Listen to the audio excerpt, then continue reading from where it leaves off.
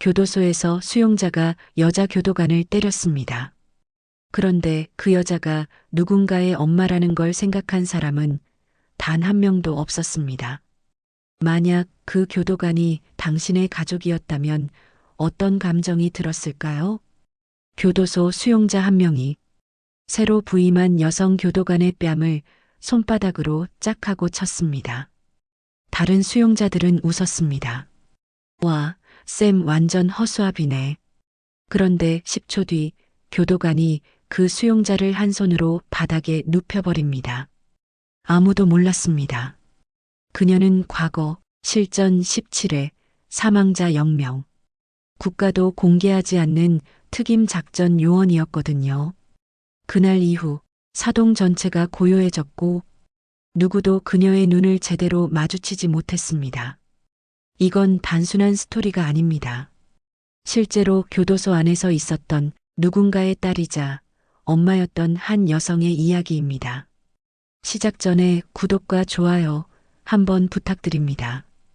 이 이야기는 절대 약하지 않았던 사람의 기록입니다. 2019년 6월 강원도 평창에 위치한 한 교정시설.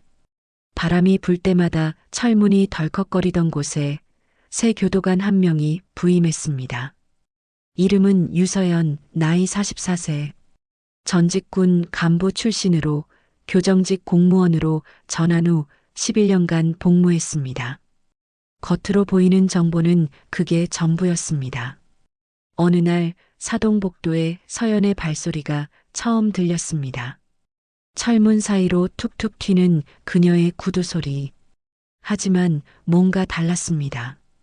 그녀는 복도 중간에서 발걸음을 잠깐 멈추고 손목 시계를 확인한 뒤 딱 정해진 속도로 움직이기 시작했습니다. 그걸 지켜보던 수용자들은 서로 속삭였습니다. 누가 새로 왔어? 여자 교도관이래. 근데 느낌 이상하지 않아? 어휴, 또 만만한 사람 왔네. 여자 교도관은 다 처음에 저래. 수용자들 사이에선 초기 테스트라는 게 있습니다. 특히 조용하고 웃음 많은 교도관이 오면 의도적으로 무시하거나 물건을 흘리고 반응을 보는 식의 신경전이 시작됩니다. 서연 교도관은 아무 말도 하지 않았습니다. 서류를 정리하며 수용자들을 바라보는 눈빛, 조용히 복도, 벽에 기대 앉아 있는 자세, 전혀 긴장하지 않은 듯한 태도가 오히려 분위기를 묘하게 만들었습니다. 이 교정시설의 시사동은 특별한 공간이었습니다. 20대 초중반의 여성 수용자 31명이 모여 있었고 대부분 강력범이나 누범이었습니다. 그 중심엔 백윤정이라는 여성이 있었습니다. 키 173cm, 단단한 근육질 체형. 소매를 걷어붙인 팔에는 타투가 가득했고 발걸음마다 사동 전체를 장악하는 에너지가 있었습니다. 윤정의 측근은 총 3명이었고 그들은 마치 작은 조직을 구성한 듯 움직였습니다. 정은 정보를 퍼뜨리는 역할, 혜진 감시와 감정 조절, 소라 행동대장, 몸싸움의 강함. 그날도 윤정은 웃으며 말했습니다. 새로운 쌤 말이야. 눈 마주치지도 못하더라. 오늘 점심때 운동장에서 확인 좀 해볼까? 점심 후 운동 시간. 윤정은 직접 배드민턴 라켓을 들고 교도관 쪽으로 다가왔습니다. 교도관님 운동은 건강에 좋다던데요? 우리랑 한판 하시죠. 사동 안에서 교도관이 수용자들과 운동을 같이 하는 건 거의 없습니다. 그런데 서연은 말없이 라켓을 받아들었습니다. 처음 셔틀콕을 던진 건 윤정. 약간 비틀어진 방향으로 강하게 날아오는 셔틀콕이었지만 서연은 마치 예측이라도 한 듯 스매시로 응수했습니다. 콕 하고 날아간 셔틀콕이 윤정의 발 앞에서 정확히 멈춰섰습니다. 공이 닿지 않았는데도 분위기는 완전히 얼어붙었습니다.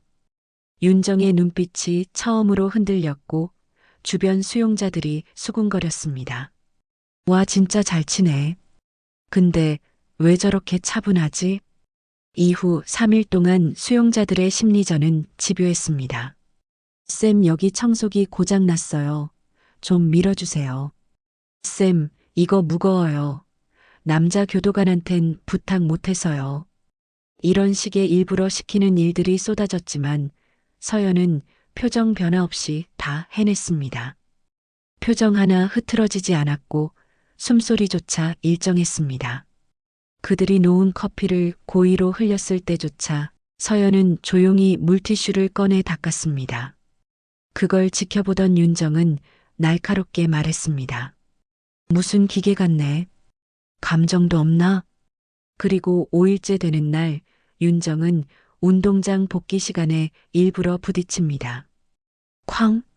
서연의 어깨가 밀립니다. 쌤, 어머. 실수예요. 제가 일부러 그런 줄 아셨어요?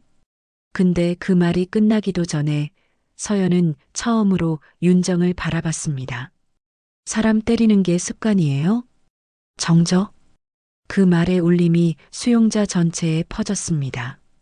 윤정은 피식 웃으며 뒷걸음질 쳤지만 눈빛은 흔들리고 있었습니다. 그날 오후 교도소 전체에 집합 명령이 떨어졌습니다. 운동장 중앙 수용자들이 반원 형태로 앉은 가운데 서연이 걸어 나옵니다. 제복을 벗은 그녀의 속옷은 검은 전술 티셔츠를 입고 있었고 왼쪽 팔에는 선명한 문양이 드러납니다. 국가위기 대응전술팀 RSTF 특수정보부대. 그녀는 조용히 말합니다. 이곳엔 제 이름을 검색해도 아무 정보가 뜨지 않을 겁니다. 왜냐하면 정보 자체가 비공개니까요. 그리고 오른손으로 자갈을 하나 짚습니다. 저기 농구대 위 나사 하나 보이시죠? 멀리 있는 작은 금속 부품. 휙팅! 정확히 나사를 때립니다. 수용자들 입이 벌어졌고 윤정은 손으로 무릎을 비볐습니다. 이거 뭐야 진짜. 서연은 덧붙입니다. 이 자리에 있는 이유요? 누구 하나 혼내기 위해서가 아닙니다. 변화를 만들어 보려고 왔습니다. 그리고 그건 여러분도 할 수 있다는 뜻입니다. 운동장엔 정적이 흘렀습니다. 유서연 교도관이 돌 하나로 농구대의 나사를 정확히 맞춘 그 순간 누군가는 숨을 들이마시지도 못하고 있었습니다. 뭔가 커다란 울림이 말없이 사동 전체를 덮고 있었습니다. 그러나 분위기가 바뀐다고 해서 사람이 바로 바뀌는 건 아니었습니다. 윤정은 혼란스러웠습니다. 그날 밤 감방 천장을 바라본 채 한숨도 자지 못했습니다. 자존심 때문이었습니다. 교도관에게 무릎 꿇고 싶지도 않았고 그렇다고 도망친 꼴이 되는 것도 싫었습니다. 하지만 마음 한켠이 자꾸 걸렸습니다. 왜 저런 사람이 여기까지 와서 이런 대우를 받아야 하지? 눈을 감고 떠오른 건 그날의 대사였습니다. 진짜 강한 사람은 남을 누르지 않습니다. 지킵니다. 그 말이 어쩐지 자꾸만 떠올랐습니다. 다른 수용자들이 이미 눈치를 챈 듯 말이 줄었고 점호 시간에도 떠드는 사람이 사라졌습니다. 심지어 그날 점심시간엔 이런 말도 나왔습니다. 야, 오늘은 좀 조용히 먹자. 괜히 쌤 눈치 보이잖아. 와, 너도 이제 무서운가 보지? 윤정은 대답 대신 고개만 돌렸습니다. 사실 무서운 게 아니라 헷갈리는 거였습니다. 다음 날 아침 유서연은 사동 입구에 조용히 서 있었습니다. 수용자들을 한 명씩 바라보며 눈을 맞췄습니다. 그 누구도 피하지 않았고 또 아무도 도발하지 않았습니다. 그 조용한 권위는 말로 만든 게 아니었습니다. 점심 직전 윤정은 운동장을 걷고 있었습니다. 마침 혼자 걷고 있는 서연 교도관과 눈이 마주쳤습니다. 둘 사이의 거리는 채 10m도 되지 않았지만 어색한 침묵이 30초나 흘렀습니다. 그리고 마침내 윤정이 먼저 걸어갑니다. 느릿느릿 손은 주머니에 넣은 채 표정은 최대한 무표정으로 쌤, 그때 그 운동 같은 거 저도 좀 배우면 안 됩니까?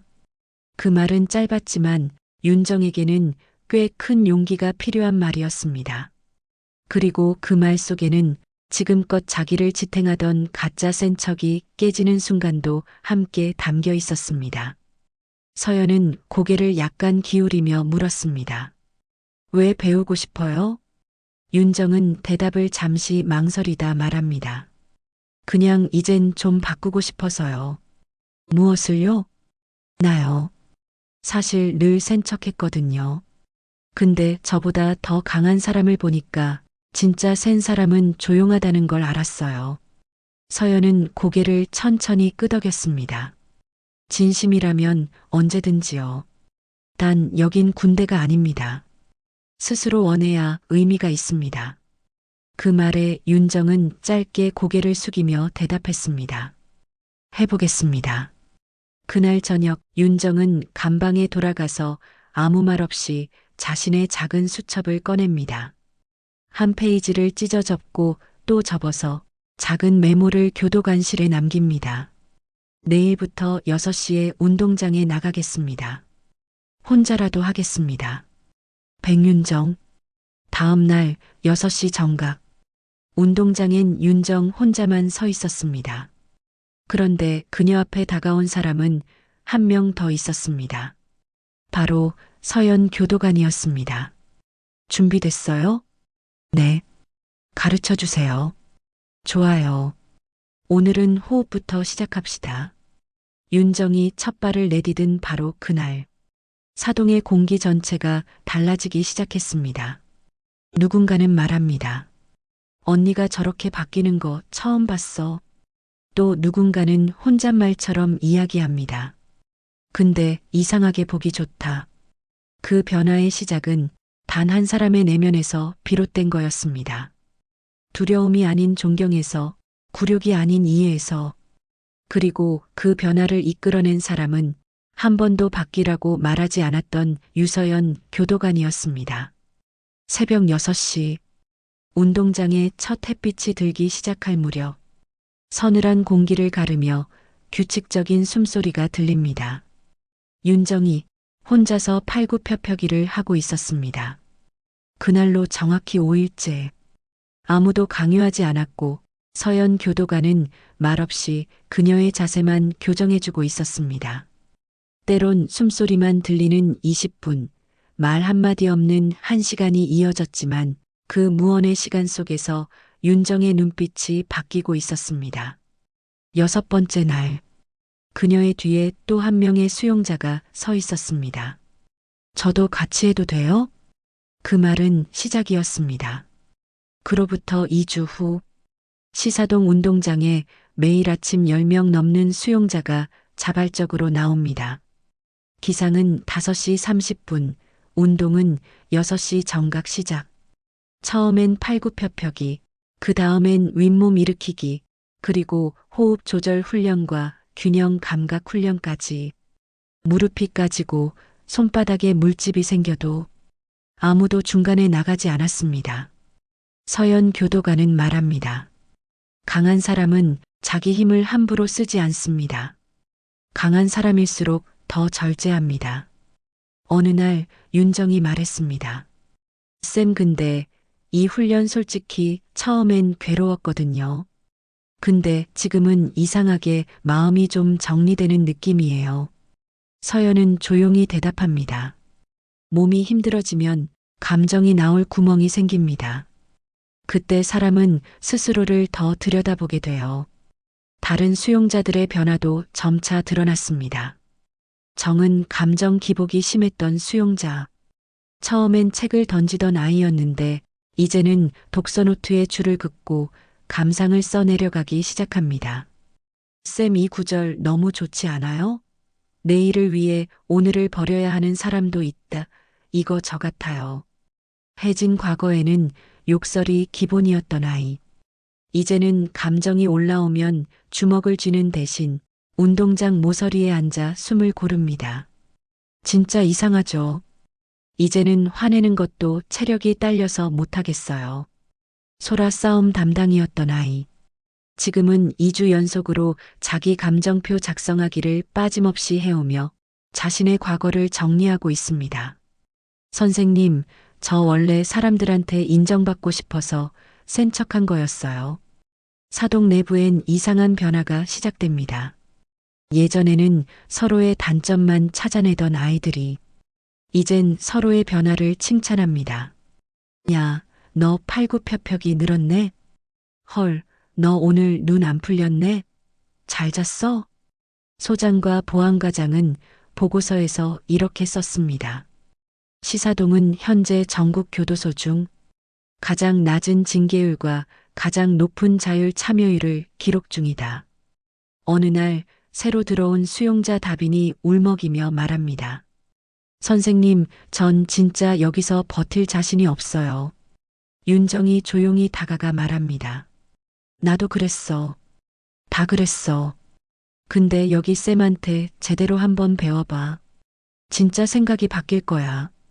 그 말이 예전의 윤정이었다면 절대 할 수 없던 말이었습니다. 그날 저녁, 서연은 교도관실에서 조용히 일지를 씁니다. 오늘도 한 명이 자기 이야기를 하기 시작했다. 이곳은 완전히 달라지고 있다. 그녀는 창문을 열고 저 멀리 복도에서 들려오는 수용자들의 웃음소리를 듣습니다. 사람이 웃을 수 있는 건 스스로를 용서하기 시작했다는 신호라는 말이 떠올랐습니다.